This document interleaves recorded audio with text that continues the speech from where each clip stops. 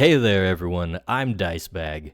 Today I'm picking up where I left off with a solo campaign for my monster collecting tabletop RPG, Crytures. So, last time I left off on a bit of a cliffhanger.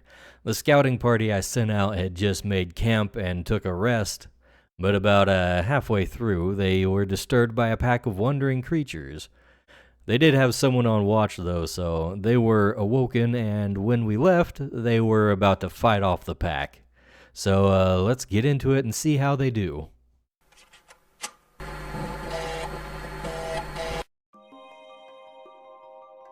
Alright, so last time we left off, the group here had started resting, and by the time they were about most of the way through, I guess, they had a creature encounter pop up. Now, fortunately, they had a watch that saw what was coming, so they're not surprised or anything. So we're gonna keep on going with this and do the battle montage for this. Now, if you didn't see it before, the battle montage is basically a simplified way of resolving combat encounters, usually for encounters that are not particularly hard and just kind of there to tax your resources. So that's what we're using here. We've got a couple of Fluthers, and then their morphed versions, which do not have an actual token, I suppose. That is Serret, and yeah, of course you can see him over here. And we're gonna go ahead and run through this montage. So I've been thinking about tweaking the rules on these a little bit to make them a little bit more in-depth and actually kind of more intuitive, I think. And that we're basically gonna like take turns more or less rather than just kind of square up. So here's what we're gonna do. We're gonna form ranks.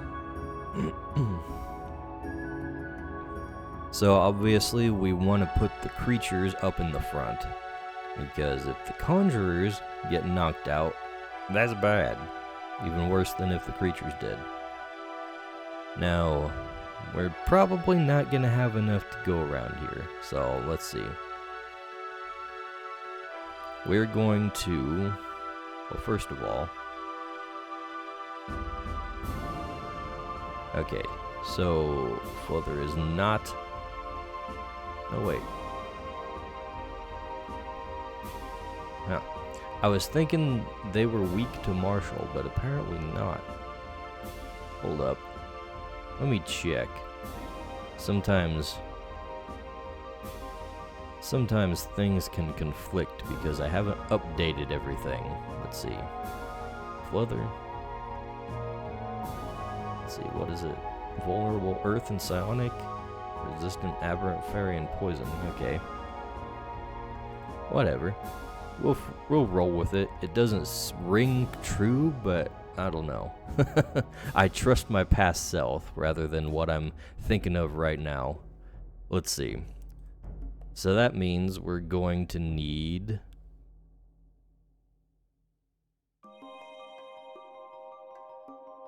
We're gonna line these up like so, I think. Maybe it's better to have Squumper on one of the bigger ones, because he doesn't really care so much if he gets knocked out while the other two do. So, let's see.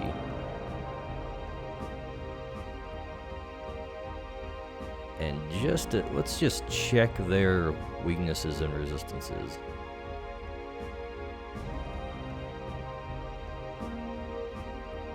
Okay, that one's not relevant. Cheapy. Vulnerable Celestial, Fairy, Fire, and Marshall. Resistant to Beast. Ooh! And Poison. Resistant to Beast and Poison. Okay, well, we want to put Cheapy in one of the bigger ones since he's resistant to all their stuff. Right. And then Arbo. Alright. Oh, I'm on the wrong... Resistant to undead, vulnerable to air, fairy, and psionic. Okay, none of those are relevant.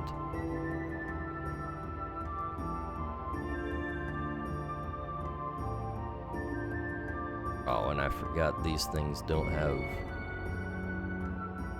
the actual macros involved, so that's a little annoying. Okay, so what we're gonna do is we're gonna go through the turns for each combatant on our side, and they'll each make an attack against the thing across from them that they're squared up with, and then whatever survives, we will play out its damage, and then we'll make a second round where they either flee or continue fighting. So this is kind of like how I handled it before, but we're kind of codifying it a little more. So of course Arbo comes in, throws in his attacks. Ooh, that's a lot. Let's see.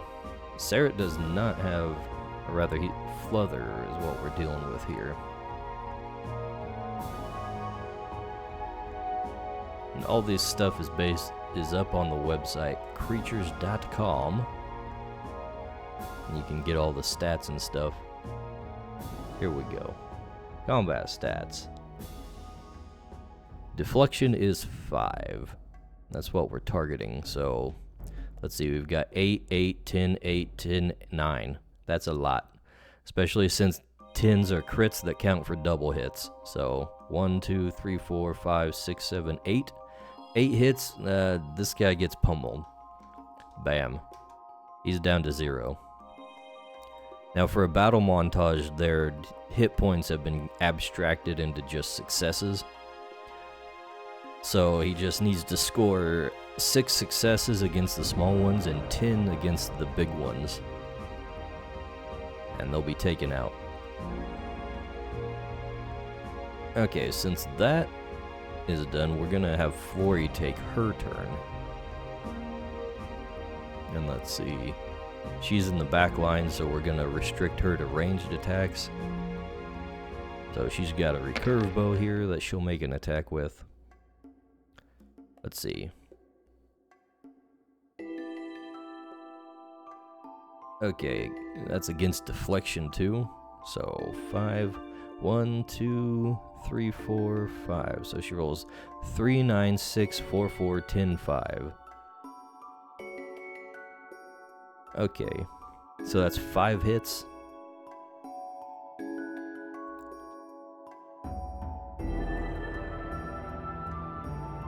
Alright, now on to Squumper. Let's see. I'm gonna say this is their normal one. I got some macros up here that's kind of underneath the text up in the corner. Anyways, let's see. Squumper rolls 5, 1, 5, 10, 1, 8, 1. That's really bad. Squumper, you suck. That would be like a critical failure because he rolled 3 1s. The way I'm dealing crit failures is if you roll more 1s than the skills, than the ranks in the skill you're using, then that's a crit failure, but I'm not really sure how I'm going to handle that with creatures. They can't really take injuries or break their weapons or anything. So let's see. He does score 3 hits. It's not very much at all.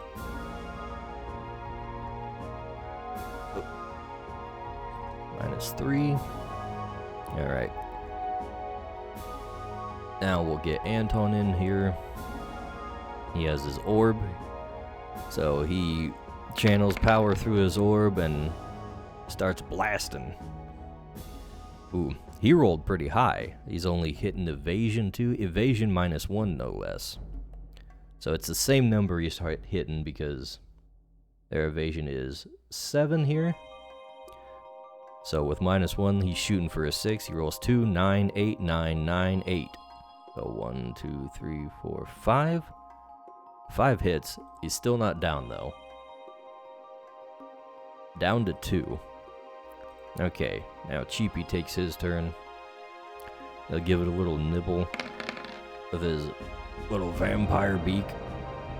Oof. He rolled a double 1 again. We're gonna have to decide on what that means for creatures when they crit fail, because it's happening a lot more than I expected. Anyways, let's see. We're dealing with deflection here, so we're shooting for 6 again. We got 8, 1, 1, 2, 8, 9, 5. So that's 3 hits. Actually, hold on. Okay, no. They're not vulnerable to undead attacks, which this is a vampire attack, so that's 3 hits. Not very good. The creatures are rolling low. Anyways, let's see. Maria up next. Of course, she's again in the back row, so we're gonna stick to her bows. And again, she rolls pretty good. She's shooting for deflection as the other one. Let's see. She gets a 10, 2, 5, 2, 2, 7, 5, 3. That's what? 1, 2, 3? Okay, maybe it's not so good. 3 hits. Alright, now that the player side is over, we're gonna deal damage with the,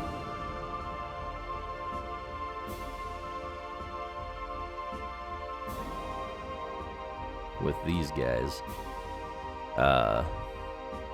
You know, I caught myself just thinking, like, should I deal damage with the one that's knocked out anyways before the round is over? My normal way of doing things would be just to take their skill plus their, what do you call that? Their stat and deal damage based on the amount of, what do you call that? The amount of failures or successes that have not been succeeded that are left over, and just deal with that. But if we're doing rounds, then maybe it's better to just run it through. So let's try it that way this time. So let's see, Fluther is gonna take his lethargic bite here.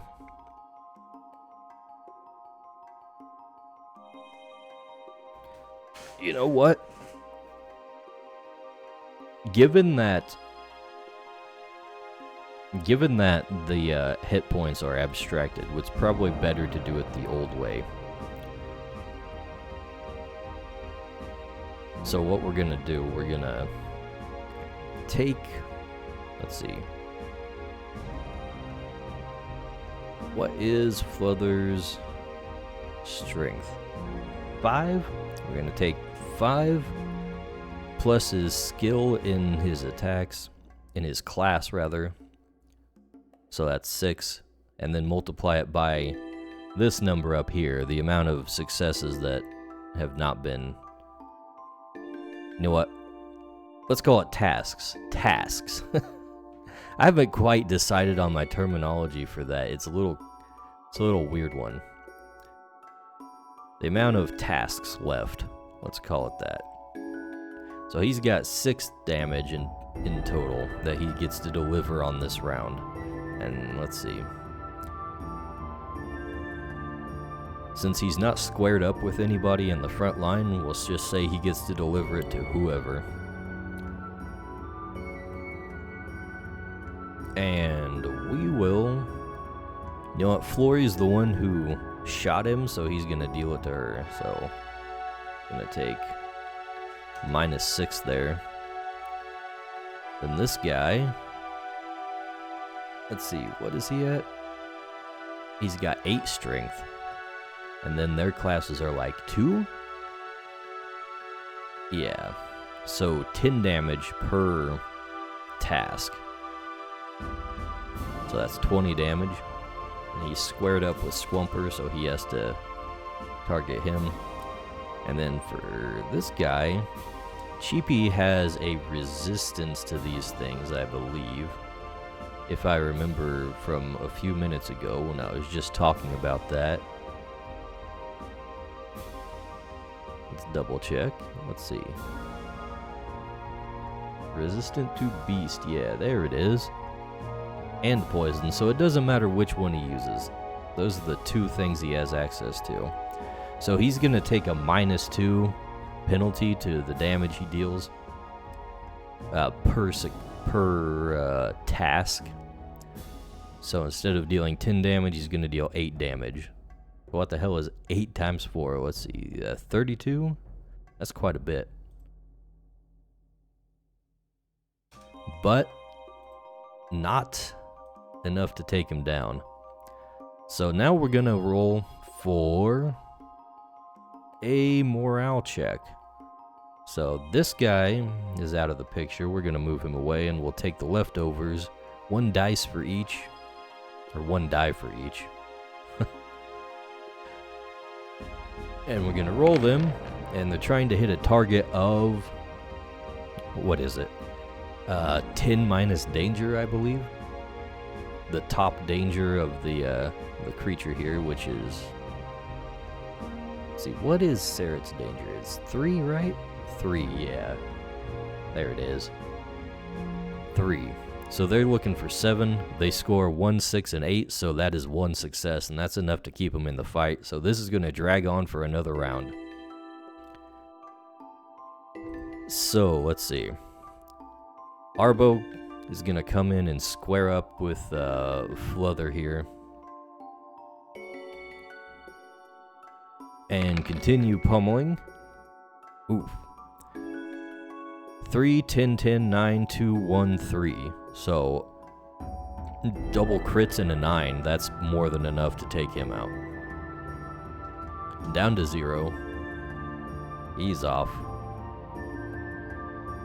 That means Flurry is free to move as she will. She'll come over here and take a shot at the bigger one. Let's see, what's her target going? 6 for deflection. She's got 8, 3, 10, 2, 2, 2, 9.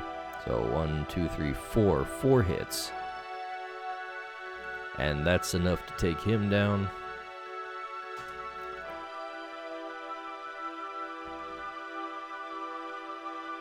Alright, then Squumper is going to join Cheapy in squaring up with this guy. And he's going to deliver a deep cut with his sword arm. Let's see, he scores 8, 9, 5, 6, 1, 6, 7. Okay, so that's 1, 2, 3, 4, 5. 5 hits. Alright, that takes him down. You know, if I was more savvy, I probably would have had one of the conjurers try to bind one of these. But we'll save her for later. Alright.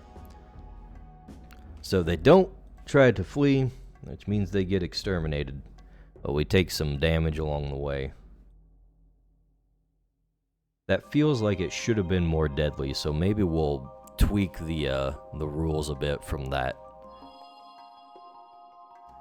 On the other hand, it was more risky than the previous way I was dealing with it, after it just ends in 1 round and assumes that the creatures flee after 1 round if they're not all taken out anyways. So maybe it's just better this way. It wasn't exactly a hard encounter anyways. It's 4 on 6. So we're going to mark that down. 2 Fluther, 2 Serrets. And we'll deal with harvesting essences later. We don't need to handle that right now. We're just going to make a note that they do it, and we'll leave the bookkeeping for another time. Anyways, let's get these guys back up to where they need to be. Okay. Like so. There we go. Creatures and conjurers both in their right places. Alright. So, the encounter is over. They get to go back to sleep and continue their normal watch. I don't think it's going to affect anything else, so we're just going to go ahead and top them off. They didn't roll any new encounters.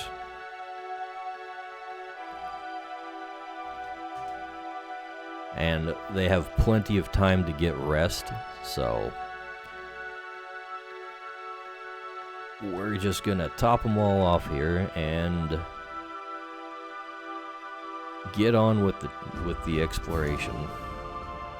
Whoops. That's 6, that's 5, that's what? 45? 35 on Anton, not 3, 35. 7 mana, let's see, 5 stamina. 6, 5, and 45 for Maria. Alright. Okay, so now we need to go ahead and choose roles. So I think the way we were doing it before was probably best.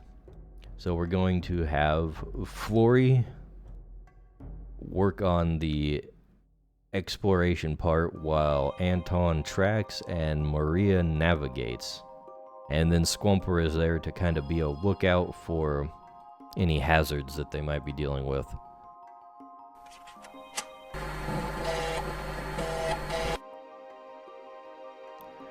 Okay, so what we're going to do, we're going to continue traveling. That means we need to roll 6d10. And we'll see where we end up going. So let's see. Let's say we're going to go in this direction. Right over here. And what do we roll for the terrain? Let's see. 5 is our first roll. Or first die in the roll, rather. So that is Brushland. Alright, so let's bring out a token for that. Brushland. Now, we're gonna roll for some features. Actually, we've already got the rolls. I just made the rolls. That's why we roll multiple dice. So Brushland has a density of 2, so we're only gonna use the first 2 dice. First one is a 1, which is humans. And second die is an 8, which is creatures. Alright. So that means Anton is going to be doing the heavy lifting this time around. He is the tracker, so he's the one who's going to be looking for any moving things coming through. So let's see. Anton, what is your tracking? Here we go.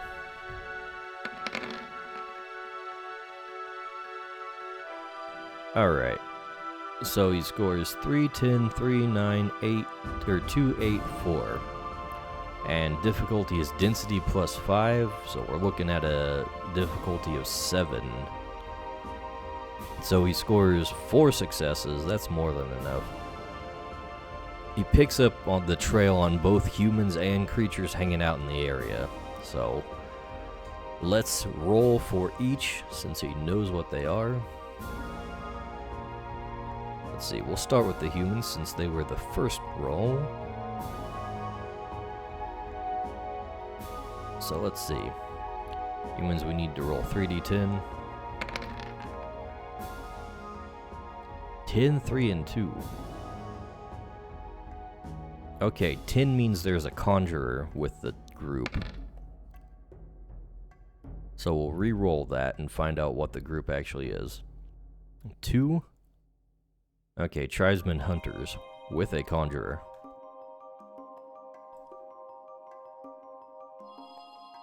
Tribesmen hunters plus conjurer.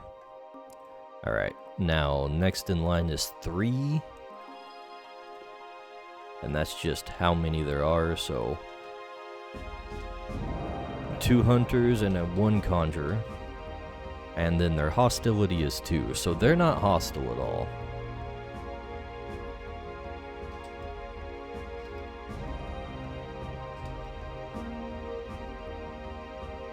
They're pretty neutral, if not somewhat friendly. So as far as the creatures are concerned, though, so we might go out of our way to encounter the tribesmen. There's only a few of them, so they shouldn't be a threat even if they are hostile. So for the creatures, let's see. We also want to roll 3d10.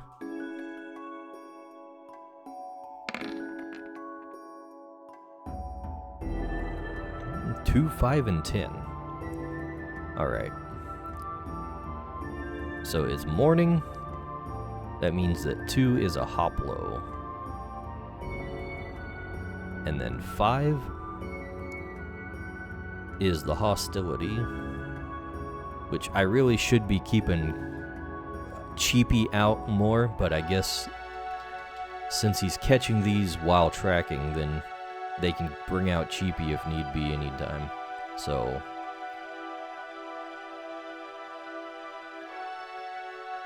Hoplo, let's see. Hostility 5.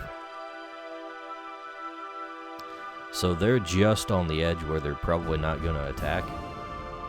And then, let's see. Total danger is the 10. So this is a big pack. So it's got party plus 4 danger. Now Hoplos are not super dangerous on their own. It looks like they're not on the website either. Oh no, wait, there he is. Here we go. Just so you can know what we're talking about, these guys here. Aaron Marshall types. Little bird fellows. So let's see, let's roll, and since it's a big pack, let's do an oracle roll. Let's see, are there older creatures among them? High is yes, lows no. 5, that's lows. No, this is just a big pack of little guys. So, let's see. The party's hostility, or the party's danger, rather, is, let's see, 6, 9. So we're looking at a 13 danger. And since they're only 1 danger apiece, that means there's 13 of them.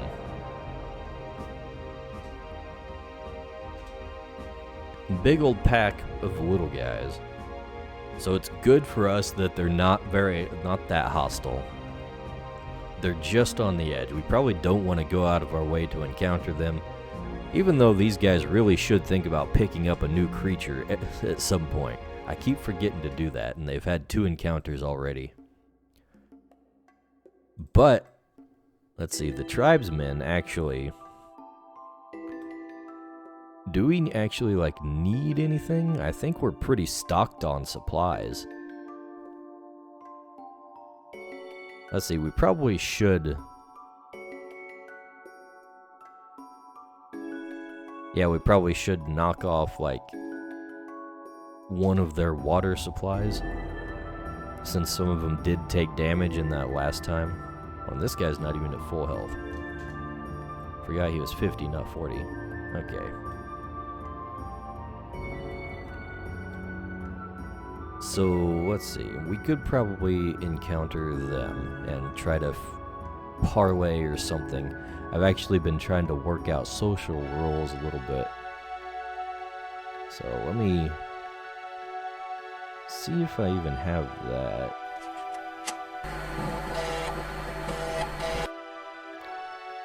Okay, so none of them really have any people skills. Well, they don't have any persuasion skills. But Anton is pretty gifted in the sense department, so he's a bit of a people person, so maybe he can talk to them and get something out of them. So we are going to choose to encounter the...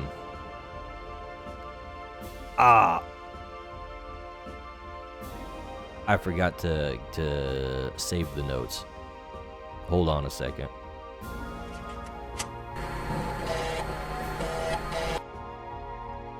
Alright, we got them back up. We got everything back in the notes. It's saved, so let's get on with this. So these guys go on to find the hunters in the area, and they follow their tracks and meet up with them, and Anton takes the lead. He comes out and greets them. They unsummon Squumper because that is customary. Bringing a creature bringing a creature out in front of other people in kind of the wilderness is basically like pointing a gun at them, so they're gonna not do that. Put them at ease. Show them that they're conjurers. And yeah, the conjurer on the other side holds up his own binding crystal, and that's a gesture of peace. They pull out their own binding crystals and kind of clink them together as a greeting. And so they try to talk to these guys about what they might know. So let's see. They're going to use the request help rules here. The Anton's got four sense, so he's going to be rolling 4 dice for these, and he's looking for a difficulty of 5 plus hostility. That's only 7. Not a hard one to hit, but he's only got 4 dice, so that's a little iffy. So let's see. Let's say, what do we want to ask first? Like, maybe do you know of any locations around here that are worth checking out? That's what they're here for, anyways. Let's see. Ooh, 5, 10, 1, and 9. So that's 3 successes. So the guys are amenable to giving them information. So let's roll an oracle to see if they actually know anything. Let's see. Do they know about any sites? So highs, yes. Lows, no. Yes, they do. All right. They know that there's a site nearby. Let's see. Which direction is it, perhaps?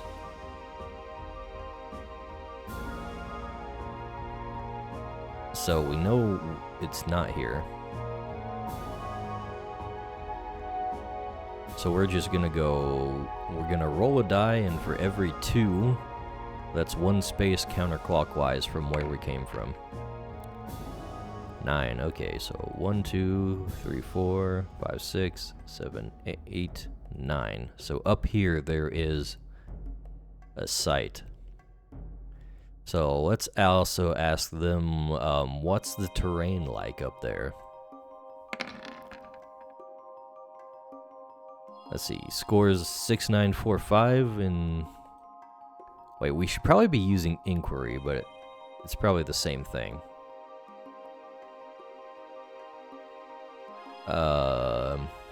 Let's see, they don't have skills in either of these, I don't think. So, just rolling straight sense, so it's the same thing. 1 success. Let's see, let's roll what it is then. So let's see. we'll actually roll out the whole thing right now for that space. So let's see. 6, 8, 10, 1, 6, 7. Let's consult the Vivid Veil tables. A 6 is more brushland. Alright.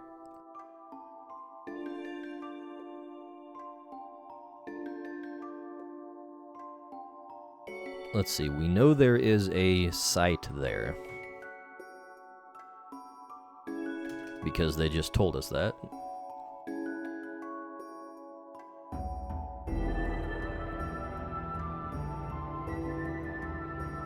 And the next one, let's see, brushland has density of 2, so we're only getting one more thing. And the next roll is an 8, which means more creatures. Oh boy. So I tell them that, yeah, there's an interesting place over in this direction, but there's also creatures in the brushland up there, so beware. And for this, their part, they're gonna let them know that they've spotted tracks of the big Hoplo pack. So I'm gonna go ahead and say that is. You know what? Let's make it a roll. I actually have a roll for reducing hostility. We call it the parlay action. So it's just the same old sense plus persuasion, which is another 4 dice for Anton here. And we're gonna give him a +2 because they're giving him information. A +2 roll modifier, so each of the dice gets +2 on the result. And let's see, they've already got... They are, yeah, same difficulty, 7. So yeah, they score a 10, 5, 5, 2. That's plenty. So these guys are, we're gonna call them friendly now. 0 hostility. They are friends. So that will be helpful for them. We're gonna actually mark that down as one of the, on one of the loot things here. So we're gonna mark down that we made friends with tribesmen.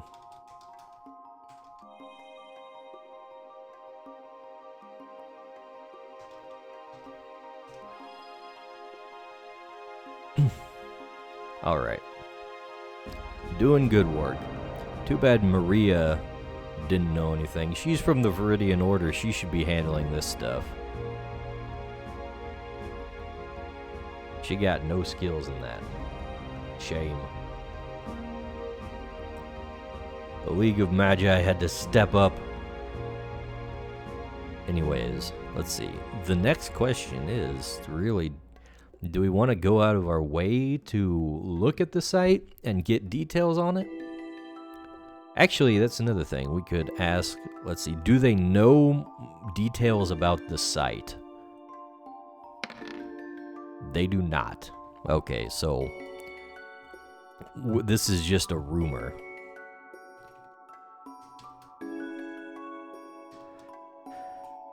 And since there's creatures up there, I'm thinking we should probably kind of avoid it.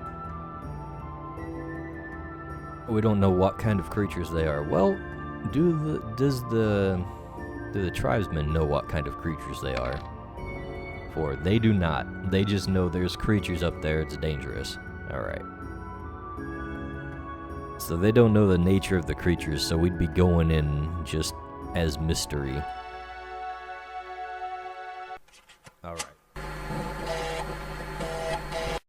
Alright, I'm gonna wrap up the episode here. Thanks for watching, and since you made it this far, don't forget to leave a like on the video and subscribe to the channel if you haven't already.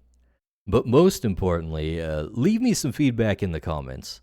The game is still in development, so I'd like to hear what people think. And if you want to see more, I've got all these sessions on a playlist that you can watch back to back. There's also a bunch of links in the description for other places that you can find creatures. So, until next time, farewell, conjurers, and may you walk the waking dream.